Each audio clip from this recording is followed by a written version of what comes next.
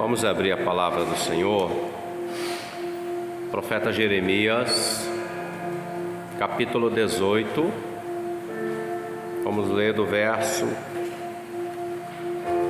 a partir do verso 1. Jeremias 18, Jeremias é depois de Isaías, 18, a partir do verso de número 1. Aleluia. Amém? Assim declara a palavra do Senhor para nós nessa noite, queridos. A palavra do Senhor que veio a Jeremias dizendo: levanta-te e desce à casa do oleiro, e lá te farei ouvir as minhas palavras. E desci à casa do oleiro, e eis que ele estava fazendo a sua obra sobre as rodas. Como o vaso que ele fazia de barro se quebrou na mão do oleiro, tornou a fazer dele outro vaso, conforme o que pareceu bem aos seus olhos fazer. Pode se assentar. Jeremias, cujo nome significa Deus exalta, Deus edifica, profeta do Antigo Testamento, também chamado de profeta chorão, porquanto além do livro de Jeremias, também Lamentações foi escrito por ele. Lamentações é choro, pranto. Jeremias foi levantado num tempo para ser boca de Deus, para falar aos reis daquela época, para trazer a palavra do Senhor, para que o povo se voltasse para o Senhor, para a sua palavra, para a sua lei, para os seus caminhos, seus mandamentos. Porém, infelizmente não deram ouvidos àquilo que o Senhor estava falando através do profeta Jeremias.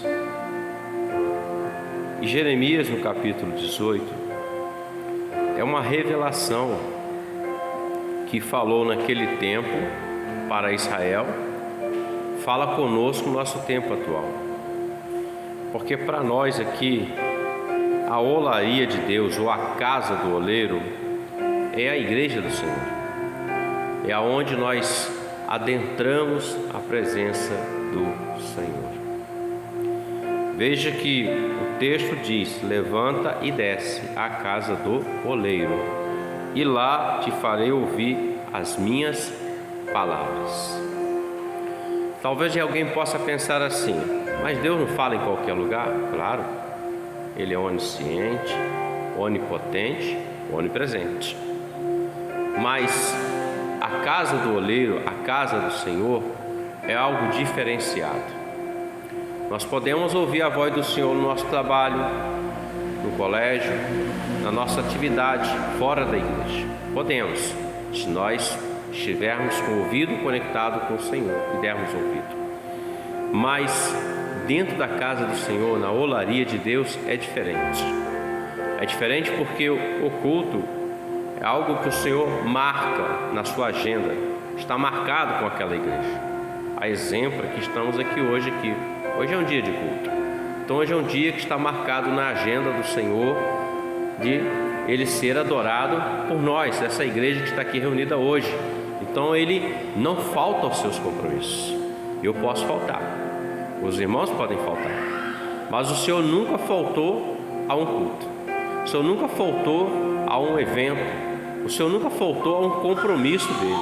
O Senhor é fiel e permanece fiel, ainda que nós sejamos infiéis em alguns momentos. Ele permanece fiel, queridos irmãos. Ele não falta. E o Senhor fala assim, levanta e desce. É lá que você vai ouvir as minhas palavras. Quando nós usamos, quando a palavra fala levanta-te, essa expressão, é interessante refletirmos, porque nós falamos assim: levanta, por exemplo, levanta dessa cadeira, levanta da cama, levanta desse chão. Então, quando nós denotamos a palavra levanta-te, é uma expressão que quer dizer: saia da posição que você está. Levanta-te, é o que o Senhor disse para ele. Eu não sei qual é a posição que Jeremias estava naquele momento. Eu não sei se ele estava sentado ou se ele estava deitado, descansando. Eu não sei dizer. Eu sei que a palavra, ela está dizendo o seguinte para Jeremias, que representa a igreja, que representa você, não a igreja física, mas você e eu. Levanta-te. E nós precisamos ouvir isso sempre. O Senhor dizendo: levanta-te e se põe de pé. Foi isso que o Senhor falou com Ezequiel: levanta-te, põe de pé, porque eu falarei contigo. Foi o que o Senhor falou com Jeremias: se põe de pé, porque eu coloco as minhas palavras na tua boca. Então, isso é um conselho, é uma advertência, é uma orientação, para que estejamos de pé, prontos, aptos, para que o Senhor possa usar as nossas vidas. Mas veja, ele diz: levanta e desce. É estranho, né? Vou ficar em pé e agora eu vou descer? Então são duas coisas diferentes. Porque levantar, nós precisamos ouvir, dar crédito.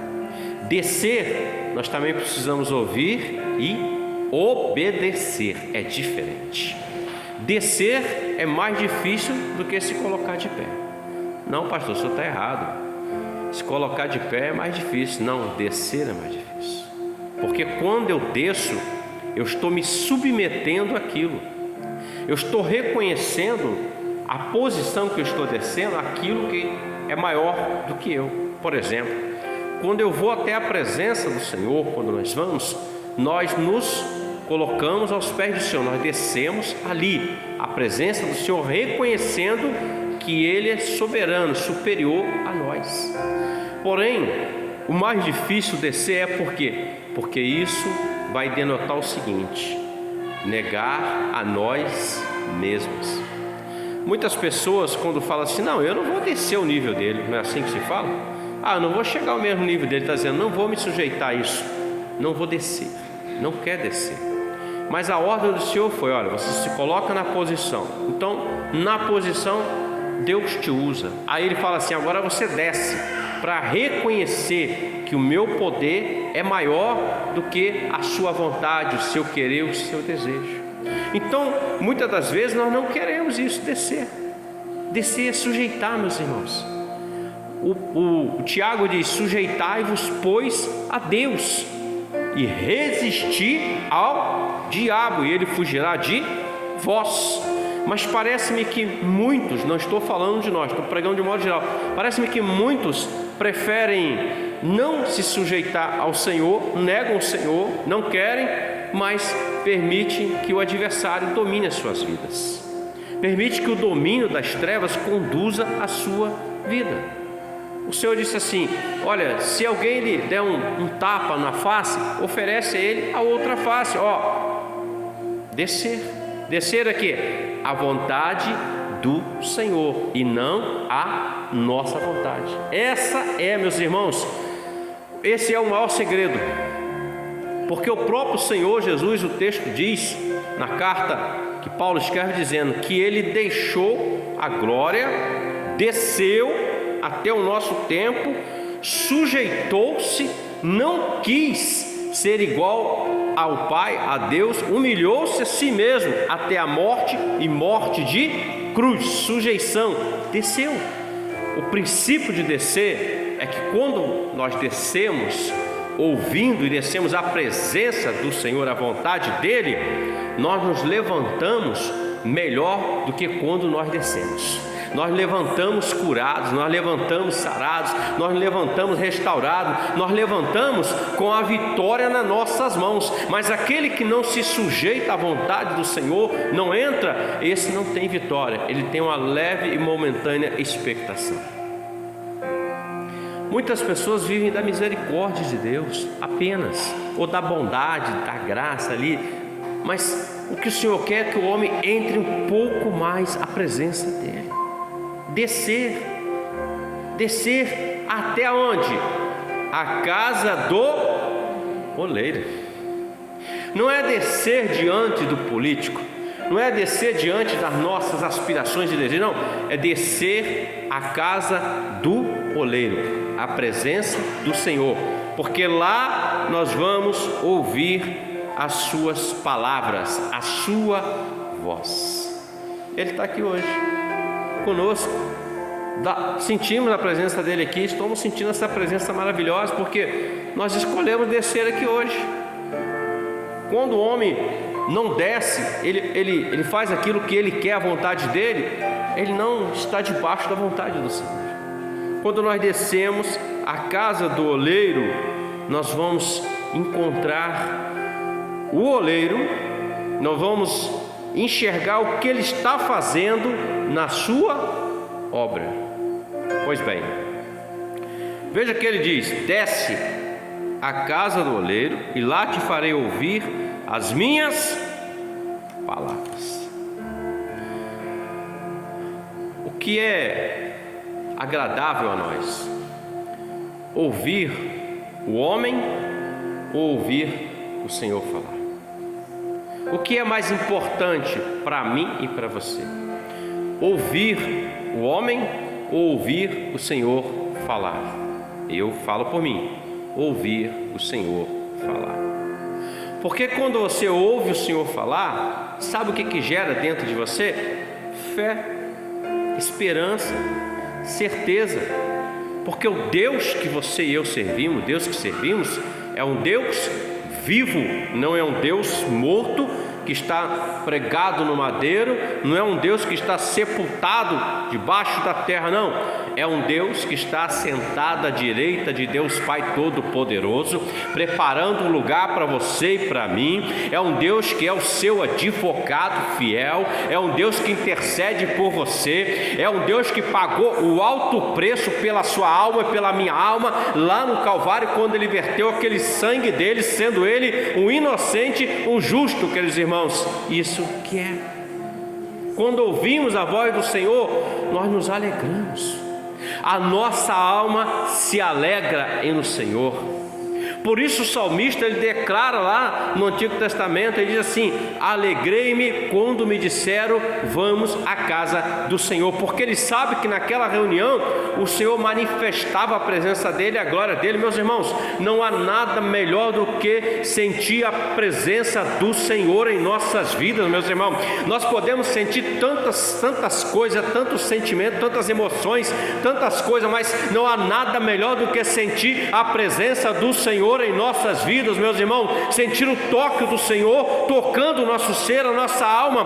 Nós entramos à casa do Senhor, nós ouvimos a palavra do Senhor e o Senhor, Ele opera. Muitas das vezes nós entramos aqui, nós clamamos, mas ainda não aconteceu, mas nós saímos daqui com o coração cheio de fé, na certeza que Ele já liberou a palavra de vitória, que Ele já liberou a direção para nossas vidas, e nós caminhamos em direção a isso que Ele preparou para mim e para você. Te farei ouvir as minhas palavras. O adversário da sua alma e da minha alma, ele também conhece a palavra do Senhor.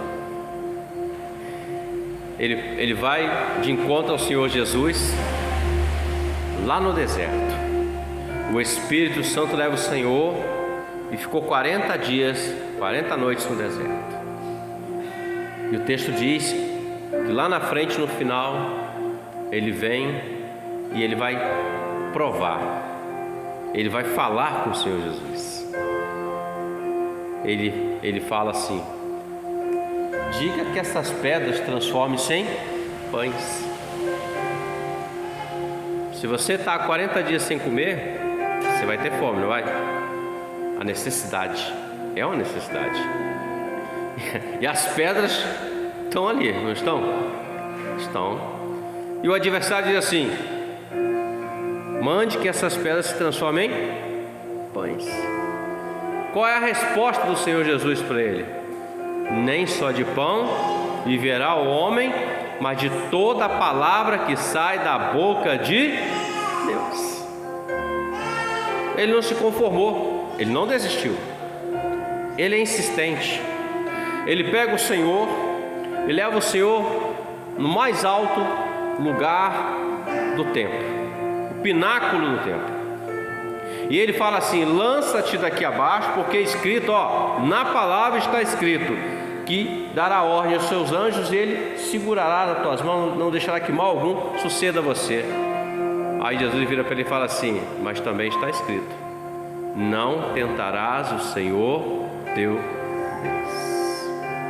Ainda assim ele não desistiu. Ele coloca o Senhor num alto monte, mais alto. Ele revela para ele a glória dos reinos e diz assim: olha, eu te dou a glória de tudo isso aqui. Se você, prostrado, ou seja, se você descer e me adorar.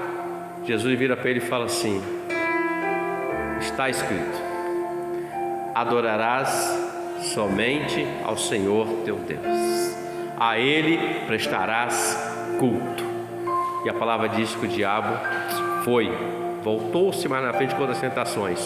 O que quero dizer com isso? Qual é a voz que às vezes nós estamos ouvindo? A voz que o adversário lança sobre nós: mas é uma necessidade, está aqui, só vai transformar em pão.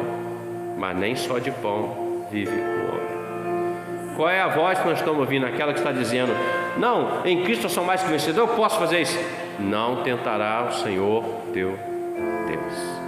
Qual é a voz que estamos ouvindo? É glória, não, é fortuna, é fama. Opa, a glória do mundo não é glória para Deus, porque quem ama o mundo é inimigo de Deus. Porque tudo que há no mundo, a concupiscência da carne, a concupiscência dos olhos e a soberba da vida, não é de Deus. Então a voz do Senhor é algo inconfundível. Aquele que tem o Espírito Santo e serve o Senhor, ele pode entrar na caverna como Elias entrou, e ele vai saber quando é o Senhor que está chegando. Terremoto, fogo, vento, mas o Senhor não estava nisso. Onde que o Senhor estava? Numa brisa suave, um leve vento que ele sentiu, e a voz do Senhor estava ali.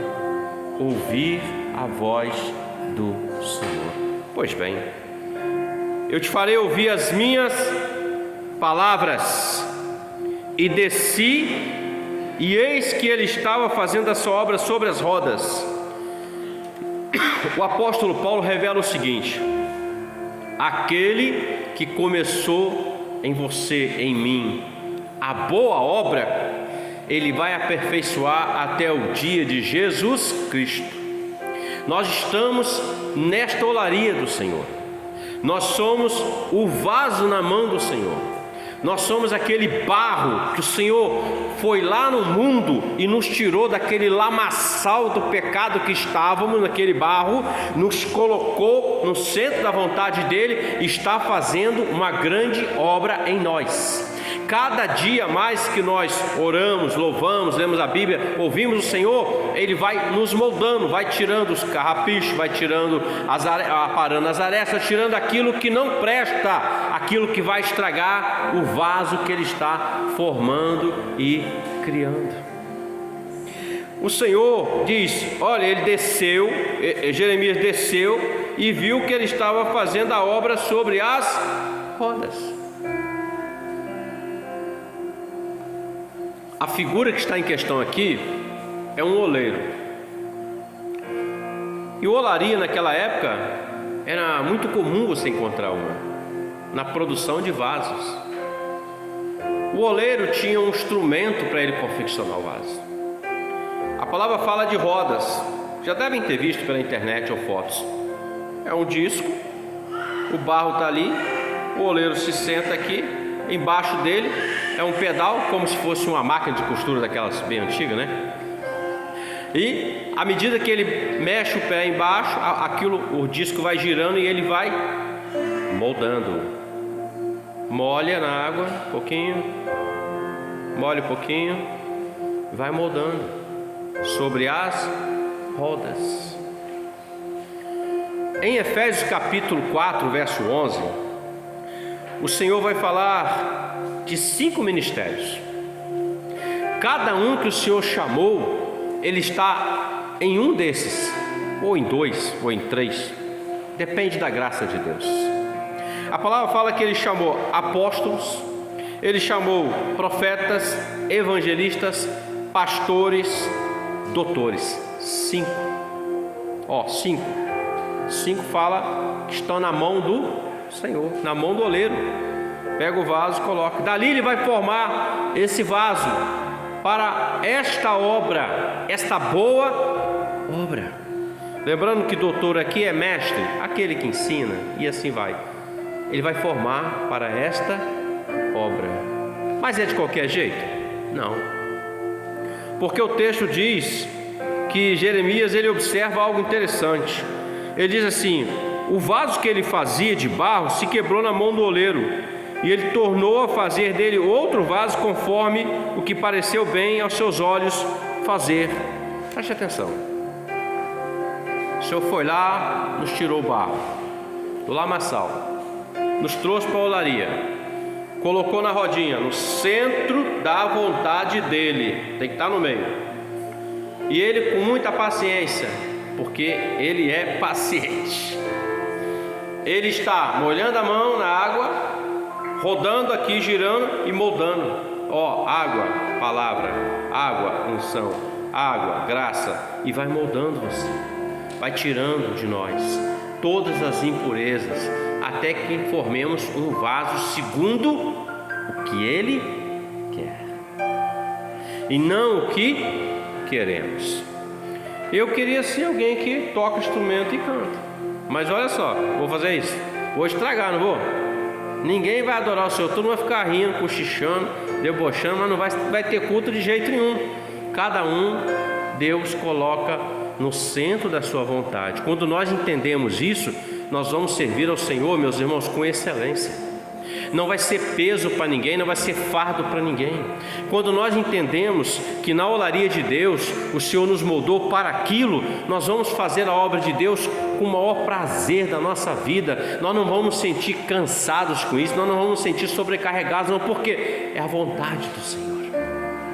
A vontade dele é boa, perfeita e agradável. E a palavra diz que não causa dores. Jesus fala que é leve e suave, não é pesado. O erro é que quando o homem ele entra na olaria, ele ouve o Senhor, aí o Senhor bota a mão nele, o Senhor começa a querer fazer algo nele, e o Senhor está moldando ele para algo, ele quer ir para outra situação, outro caminho, outra direção, fica difícil. Fica difícil. Então, muitos querem o resultado, mas não querem passar pelo processo. O processo às vezes dói. Você negar a si mesmo dói?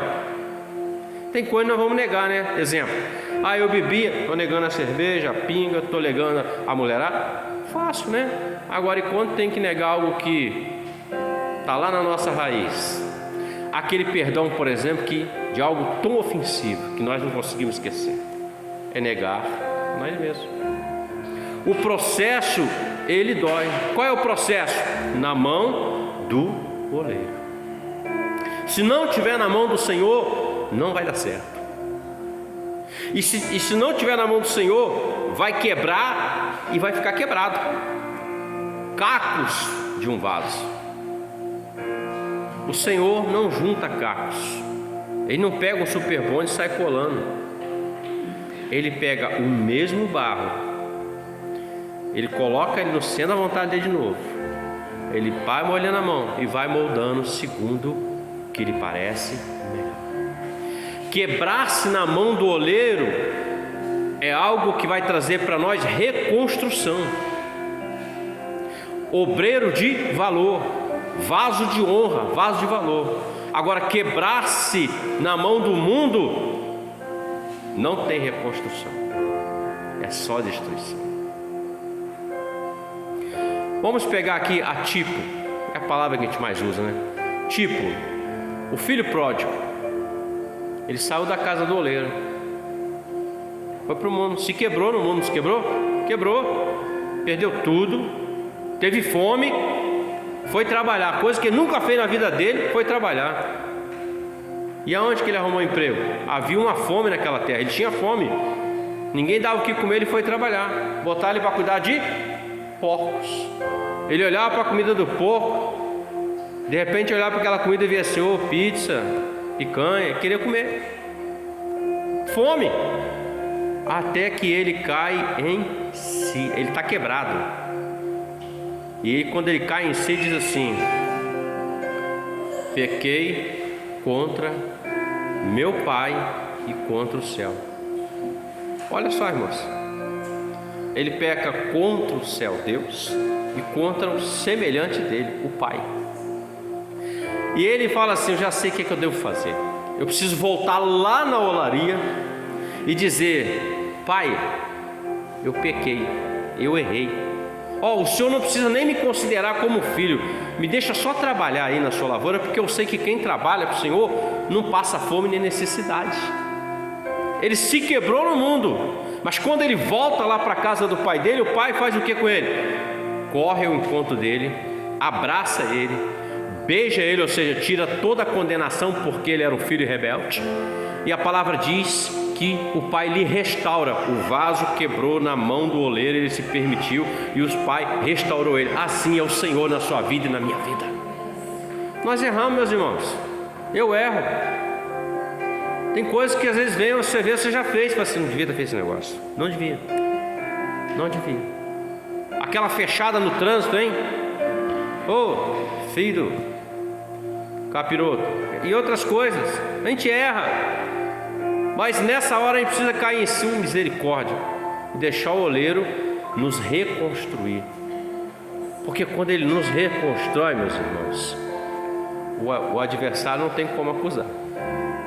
O mundo até pode falar, porque o mundo vai falar contra mesmo.